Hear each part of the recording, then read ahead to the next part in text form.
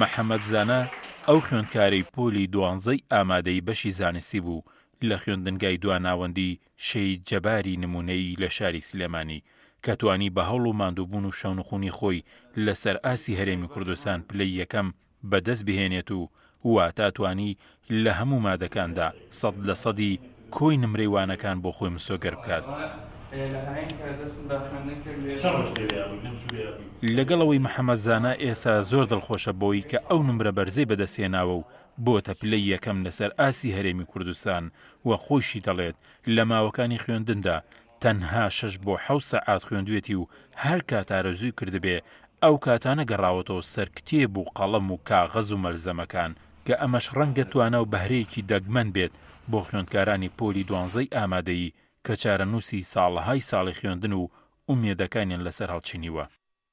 زۆر خۆشحاڵم کە ئەو دەرەجەم توانیم ئەو دەرەجێ بێرم و هەستێکی زۆر خۆشم هەیە وەسف ناکرێت. بەرنامەیەکی زۆر پتەوەم نەبوو یان ڕۆژان سایمە کرد بێتتر هەچ کاتێ تااقەتی سایم هەبوایم کرد ڕۆژا بوو سایم کەمترە کە ڕۆژا و سای زۆرترمە کرد.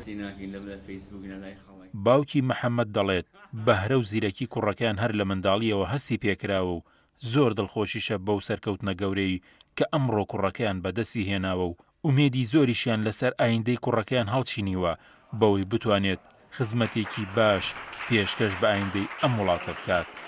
هەر لە مناڵی زیرەکی تیا بوو و خۆشی زۆر ملتەزیم بوو بە فێربوونەوەوانە نەک بۆ نمرە دایم فێر بوو کە فێر بێت نمرە خۆیە نەک سعی بکە بۆ نمرە هێنان. لەی بەدیەکەم کابێ بە کەسێکە خزمەتی شار و وڵاتەکەی و لە پێناوی بەرژەوەندی ئیشکات.